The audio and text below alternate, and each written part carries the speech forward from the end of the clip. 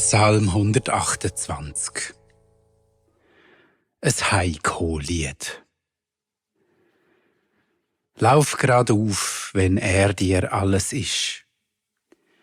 Und wenn du auf seinen Wegen bleibst, darfst die Früchte von deiner Arbeit geniessen und es erst noch gut haben dabei.